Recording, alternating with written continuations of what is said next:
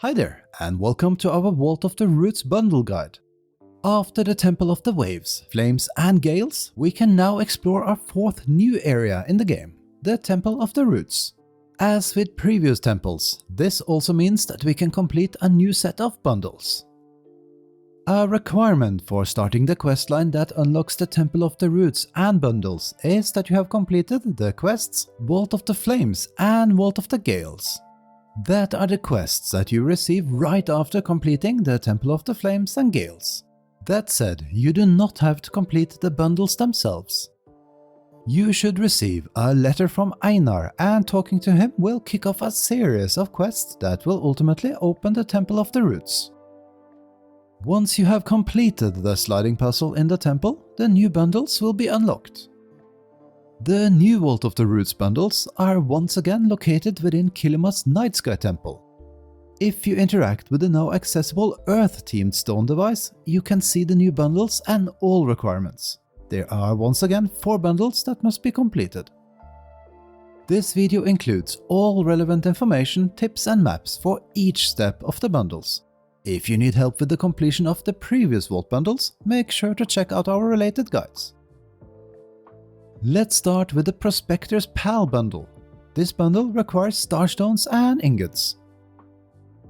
The first item you need is one of the starstones that can be found in-game.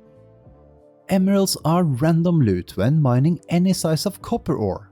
However, due to emerald being an epic starstone, it might require quite a bit of ore hunting.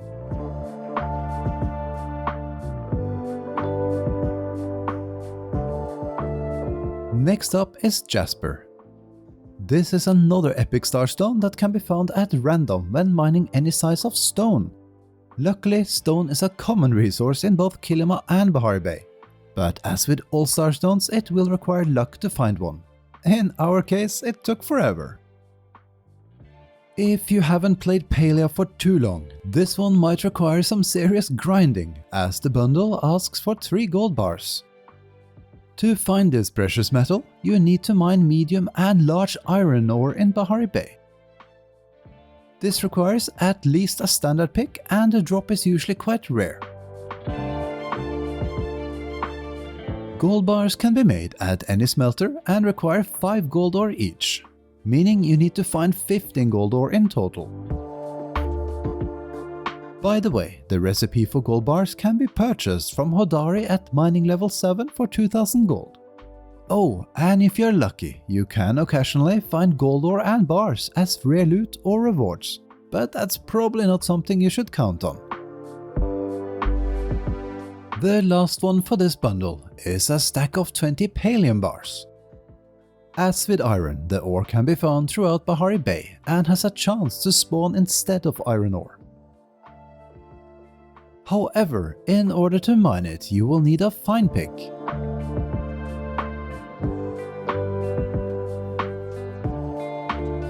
Palium bars can be made at any smelter and require 5 Palium ore each, meaning you need to find 100 Palium ore in total. The recipe for Palium bars can be purchased from Hodari at mining level 6 for 500 gold. By the way, you can purchase both gold and Palium bars with skill medals from Hodari's guild store, but we would strongly advise against this and rather recommend saving these medals for the unique housing decor you can buy with them. Upon completing the Prospector's Pal bundle, you will receive a new Emberborn floor design. Moving on to the Creatures of the Abyss bundle. This one requires you to catch several fish and bugs. The first fish you need is a stonefish. This common fish can only be found in caves. You can either fish inside the pavel mines in Bahari Bay, or if you don't care that there aren't any hotspots, you can also fish down at the Temple of the Waves in Kilima. While it can be caught at any time of day, you need glowworms as bait.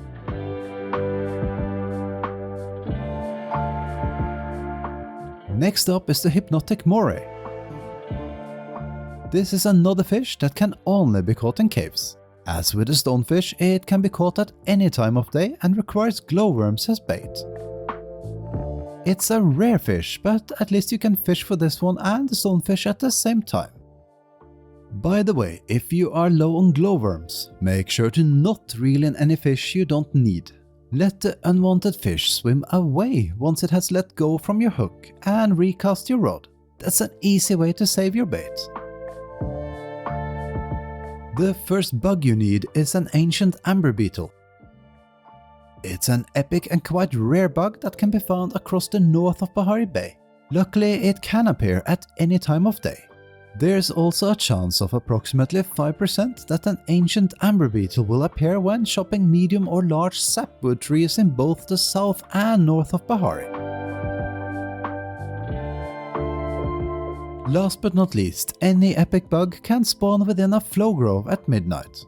We would say keep an eye on it in case you arrive first at the scene, but we wouldn't count on it. Another bug you need in order to complete this bundle is the Leafstalker Mantis. This rare bug can be found at any time of day in the north of Bahari Bay.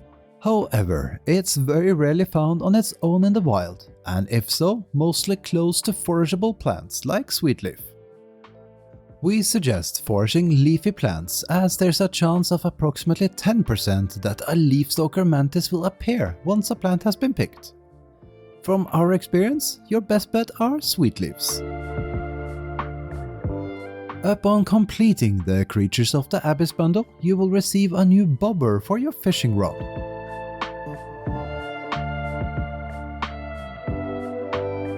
Next up is the Fruit of the Earth bundle. This bundle revolves all around cooking and ingredients. One of the required dishes is Muujin Bahari. This epic recipe is quite complex, but possible to craft solo.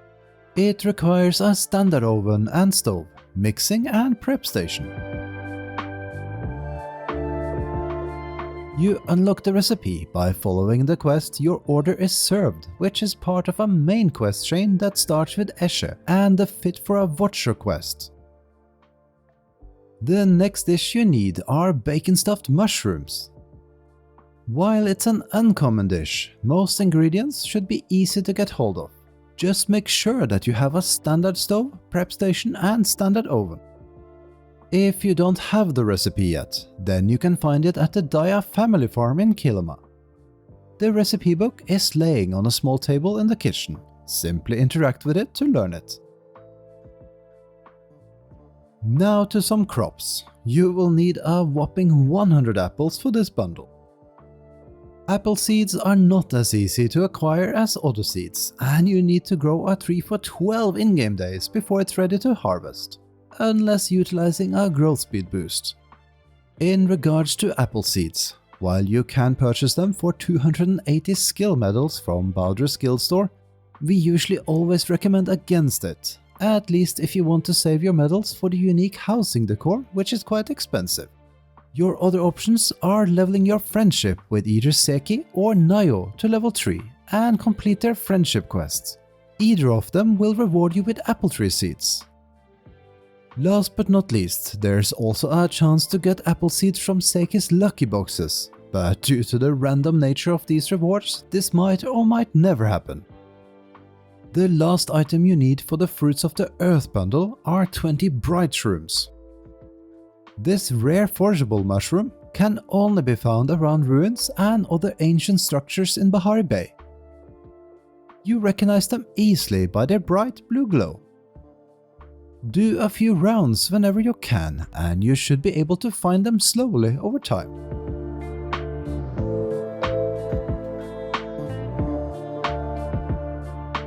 Upon completing the Fruits of the Earth bundle, you will receive a new recipe for stuffed tomatoes.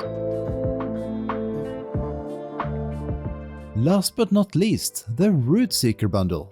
This one is a bit different as it's more of a mini quest. You will need to contribute 6 Rootseeker Medallions. The first one you should have already received after talking to Einar for the Vault of the Roots quest. The other 5 can be found hidden across Bahari Bay. Here's a map of all 5 locations where you can find treasure chests that contain a medallion each. Check out our Rootseeker Medallion guide if you need help. Upon completing the Rootseeker Bundle, you will receive a recipe for a new housing item, the Emberborn Reed Planter. Now, if you have completed all 4 of the Vault of the Roots bundles, you will also receive an additional very unique reward, an Ancient Galder statue. This is a special housing item that will gift you a tree seed once per real life day. There's also a small chance that you receive a flow tree seed, which will allow you to plant flow trees on your plot. And that's all for this guide. We hope you'll be able to complete all the bundles without too many difficulties. If you'd like to see more content from us, please don't forget to leave a comment, give us a thumbs up and subscribe.